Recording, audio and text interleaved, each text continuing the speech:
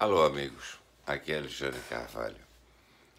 É, Dizer que a gente está numa ressaca eleitoral, eu acho que, eu não sei se esse é o termo correto, mas com certeza nós vamos viver esse clima até o dia 30 de outubro, quando teremos o segundo turno.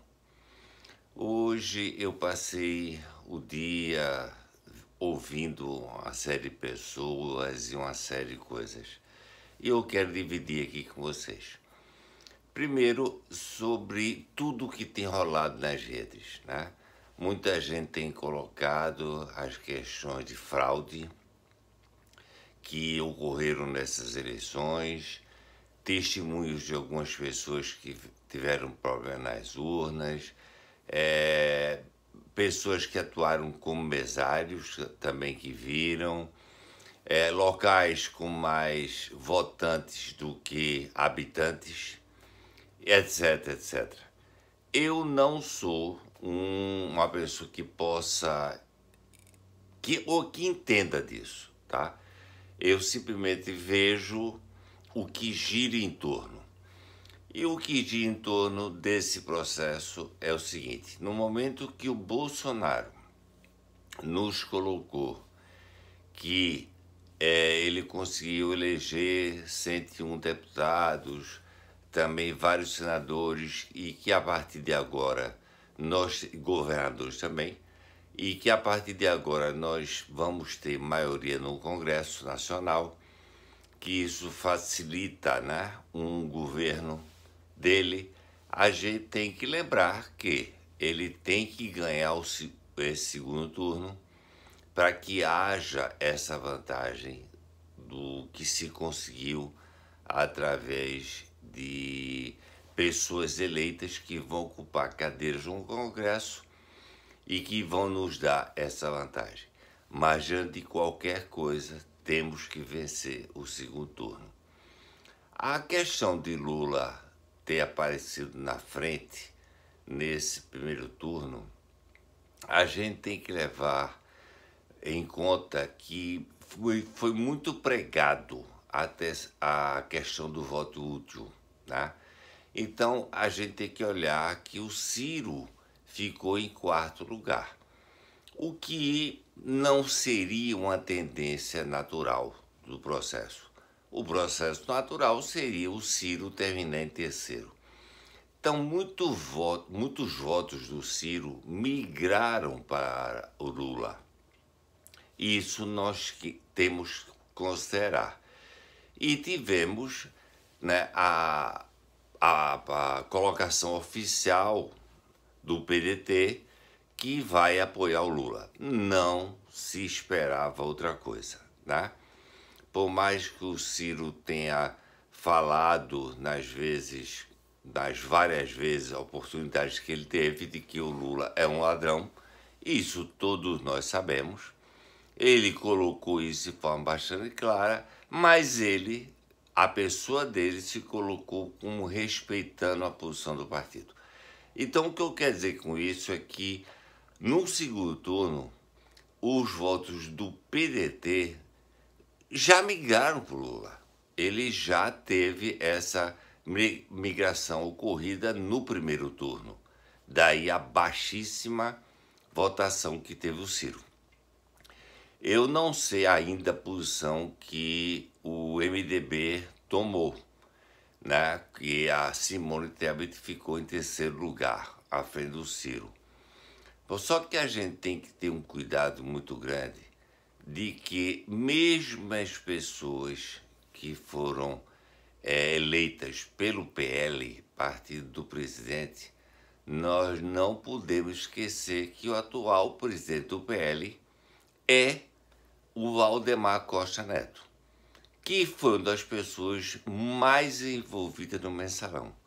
Ou seja, o que eu quero dizer com isso é que eu não vejo dificuldade para o PL, nesse momento, através do seu presidente, de correr para o lado de lá depois do segundo turno, não antes. Antes eu não acredito. E também temos que levar em conta que foram eleitos muitas pessoas combativas, muitas pessoas que vão brigar por uma aprovação de pautas conservadoras e patrióticas, né? Não sei a menor dúvida. Mas, voltando um pouquinho, o Bolsonaro, ele legitimou o processo eleitoral a partir do momento que ele declarou isso.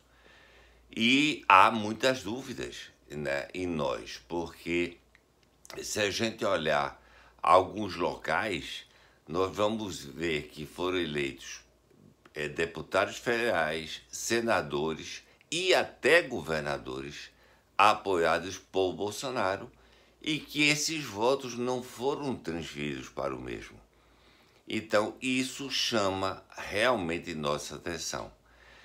Que essa eleição está chamando a atenção do mundo, nós também não temos dúvida, porque existe a nova ordem mundial, a gente acredite ou não nela, mas ela existe, ela está aí fazendo todo um trabalho que vem sendo desenvolvido há muitos anos e vem tendo sucesso em vários locais em termos de eleição, não em termos de governo. Então nós temos a América do Sul praticamente toda vermelha, né? Só faltando o Brasil. E isso é mais um fator que chama a atenção dessa nova ordem mundial. Nós temos uma Europa onde, com exceção da Itália, que recentemente elegeu uma pessoa de direita, mas nós tivemos muitos questionamentos sobre a reeleição do Macron na França, quando havia uma grande expectativa para que aquela senhora da direita ganhasse as eleições. Nos Estados Unidos, todo mundo sabe o que aconteceu, né? Houveram manipulações e o decrépito do Joe Biden terminou ficando com o poder. Então, as atenções do mundo inteiro voltam-se para o Brasil. Primeiro, pela importância do Brasil como um país gigante, muito rico, não é só pela floresta amazônica, é também pela floresta amazônica, pelas riquezas que tem no nosso subsolo, por tudo, tá? O Brasil hoje está chamando a atenção do mundo hoje para essa eleição. E é fundamental que nós tenhamos muita consciência disso, porque nós não estamos com o Bolsonaro lutando contra um ladrão. Não é uma questão interna, é uma questão que vem do mundo inteiro para cá, para dentro. E isso é muito preocupante, porque esse PT e os partidos que o apoiam estão recebendo dinheiro internacional. E não é pouco dinheiro, é muito. Porque, como reforçando o que eu disse, interessa a eles tomarem o Brasil e vai facilitar todo o trabalho na América do Sul. Por isso, esse discurso de que olha a Venezuela, olha a Colômbia, olha a situação da Argentina, eu acho que a gente precisa reforçar isso, mas não só isso, porque foi tanta coisa feita nesse país, nesses últimos 3 anos e quase 4, né? Não só em infraestrutura, mas em termos da liberdade do povo, da luta que vem sendo travada. E uma pessoa vem enfrentando o nosso presidente de uma forma que precisa ser pensada. Desde da indicação, né, na Polícia Federal, que não foi, o Ramagem não foi colocado, eu acho que a partir daquele momento, nós que eu estou dizendo é o presidente, ele deu força ao Alexandre de Moraes. E é preciso isso ter um basta. Nós não podemos esquecer que hoje à frente do TSE está o Alexandre de Moraes e o Ricardo Lewandowski. Ou seja, nós temos duas pessoas à frente do Tribunal Superior Eleitoral que são contra o presidente da República e que claramente apoiam o Lula. Então, é preciso que a gente saia dessa bolha, tá? Nós estamos numa bolha.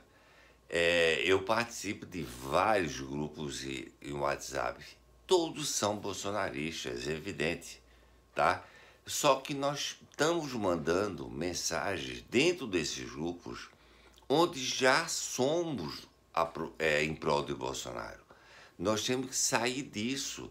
E é como se diz, furar essa bolha, sair dessa bolha, e temos que atingir pessoas que estão indecisas. Nós tivemos 32 milhões de brasileiros que não foram votar. Né? Vamos considerar que foi uma verdadeira zona essa eleição. Filas imensas, desorganizadas. Na minha sessão, onde eu votei, por exemplo, não me pediram o celular. Tá? Eu não vi nenhum policial lá dentro. Uma verdadeira... E não só por isso, as filas mal feitas, horas para se votar, né? Teve gente que levou 3, 4 horas para votar. Então, quer dizer, a eleição em si, ela foi um fracasso. E isso tem que ser dito, porque o Tribunal Superior Eleitoral tem que reconhecer isso e pedir desculpa à população. Porque quantas pessoas perderam o seu domingo aguardando para votar? Mas nós tivemos 32 milhões de pessoas ausentes. E isso daria a nossa vitória no primeiro turno, caso essas pessoas todas votassem na gente. Mas, com certeza, a maioria, eu creio, que seria em voto para Bolsonaro.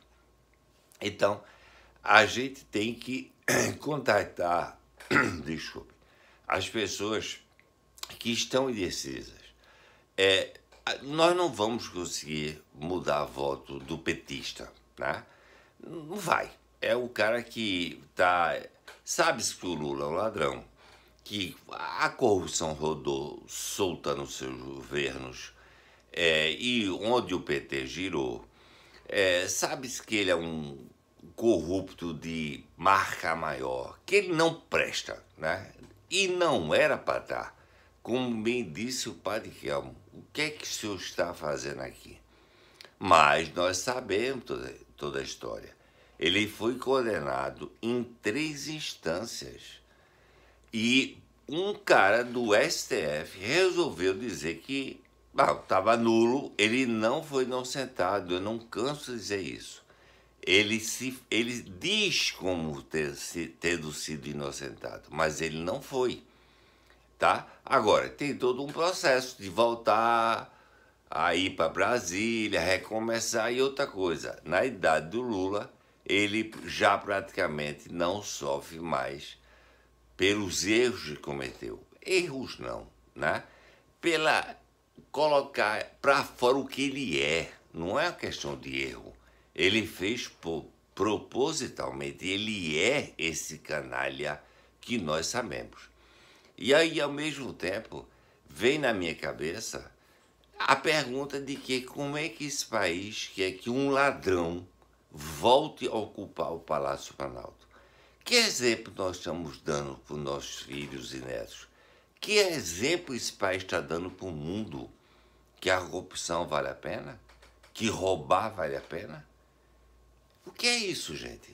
Então, é nesse sentido que nós temos que conversar com as pessoas. E conversar com aqueles indecisos ou aquele que não é um petista radical. Muita gente não gosta do Bolsonaro pela forma que ele fala. Ele diz algumas coisas que eu próprio diria de outra forma, tá? Que eu não concordo com a forma que ele diz. Acho a área de comunicação do governo muito fraca, sempre disse isso, não é de hoje, tá? Sempre eu falei, o governo tem muito o que falar e muito o que mostrar, e isso não foi feito, Nós temos áreas aqui no Nordeste que se julga que a água de do São Francisco foi feita toda a obra por Lula ou pelo governador do estado. Falta de comunicação. E isso nós temos que reconhecer que foi muito falho, tá? Mas temos que olhar para frente.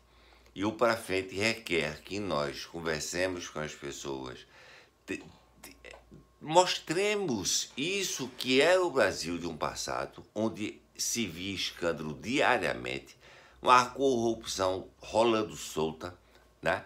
As empresas estatais dando prejuízo, e hoje se vê uma realidade completamente diferente. Nós temos que conversar com essas pessoas, nós temos que mostrar essa verdade, porque o que nós trabalhamos é em cima da verdade. Com relação a questionar o processo eleitoral, as urnas, eu vou dizer o que eu falei no vídeo do domingo passado. Nós temos as Forças Armadas acompanhando o processo, tivemos as declarações do presidente e, como eu disse, ele confirma o processo. A não ser, o Bolsonaro é uma pessoa muito interessante, né? Que ele solta algumas coisas, ele diz algumas coisas que a gente precisa estar muito atento para entender e captar o que ele está dizendo. Eu não sei o que é que pode vir aí pela frente. Se pode ter um boom e explodir essa fraude, que o PT achava que ia ganhar o primeiro turno, eu acho que estava certo, tá? E o processo de crescimento foi muito rápido. Se a gente olhasse, o Bolsonaro estava na frente e de repente o Lula começou a passar e foi. E o Bolsonaro ficou, tá? A gente teve uma diferença de 5, 6 milhões de votos, né? É um longo trabalho que temos que fazer, mas nós temos que conversar com as pessoas. E não adianta falar mais de coisas que vêm sendo repetidas. A gente tem que mostrar o seguinte: o Brasil é um país, nós éramos um povo roubado e hoje nós somos um povo em pleno desenvolvimento. Temos que entender que esse governo teve uma pandemia, tá? Uma pandemia no ano seguinte, que influenciou muito em todo o processo político desse país e do mundo. E agora nós temos na frente uma guerra. Então isso tem que ser explicado, tem que ser falado às pessoas. E volto ao que eu estava dizendo antes. Quanto ao processo eleitoral, não me cabe, nem nós vamos resolver se houve fraude ou não. Isso cabe a quem estava controlando as eleições, bem como ao presidente da República, que tem informações privilegiadas que nós não temos. Então, eu não vou ficar nessa de houve fraude, tudo indica que sim, mas eu não posso ficar preso a esse dado. A preocupação existe quanto ao futuro. E esse futuro tem que ser mostrado às pessoas. Em que país querem viver? Um país governado por um ladrão, um corrupto, que está com toda a equipe em volta daqueles mesmos que participaram dos roubos anteriores? Ou nós queremos um país que nos dê um futuro, uma esperança, um crescimento, uma liberdade que nós não podemos perder? É isso que a gente tem que trabalhar. E é claro, né, nós tivemos falhas e falhas e falhas. Eu não vi um fiscal do PL ou que representasse a aliança do PL. Nas minhas zonas eleitorais, onde eu andei, eu não vi um fiscal. E isso foi um absurdo. Em 2018, nós montamos com voluntários e coordenamos, vocês bem sabem disso, todo o processo de fiscalização na eleição. E nós tivemos muitos problemas. Quem foi fiscal naquela época deve se lembrar. Eu me lembro bastante bem de várias situações. Mas nós temos que ter um acompanhamento no dia da votação. Nós temos que estar junto, porque nós ouvimos uma série de coisas, inclusive de mesários, que se posicionaram com relação ao que ocorreu após a eleição. Isso não pode voltar a acontecer. Então nós temos aí, vamos acompanhar, né? Eu acho que essa questão de fraude pode ser que ela estoure. O Exército, das Forças Armadas, solicitaram alguns códigos que o TSE está se negando a passar e nós nos perguntamos por quê. E temos que, sim, para a próxima eleição, exigir, pensar numa forma, e quem entrou no Congresso vai entrar para o ano, tem que pensar em voto auditável. A gente não pode continuar nas mãos de um sistema que as pessoas podem manipular e que nós, eleitores, não temos controle nenhum. Isso não pode acontecer. Isso não é democrático, não é justo conosco, tá? A gente tem que ter essa informação na mão. Mas o que eu queria falar com vocês é isso. A nossa eleição, ela é muito importante para o Brasil só não, para o mundo. E temos que estar de olho muito aberto.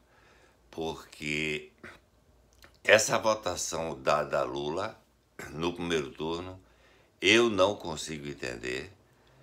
Por mais que eu faça um esforço de tentar entender, mesmo a migração dos votos do Ciro para ele, eu não consigo, porque me vem à cabeça as demonstrações que ocorreram nas ruas com o nosso presidente, e a gente olha para o que o outro, o ladrão, não conseguia sair nas ruas.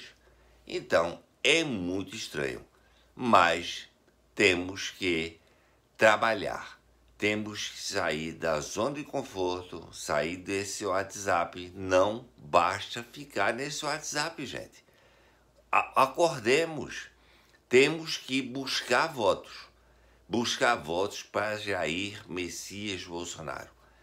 Caso contrário, nós estamos correndo seríssimo risco de termos os ladrões voltando a ocupar os mesmos cargos que antes ocuparam e que a gente sabe no que deu. Muito obrigado a vocês pela atenção, mais uma vez, e um bom descanso. E que Deus nos proteja muito.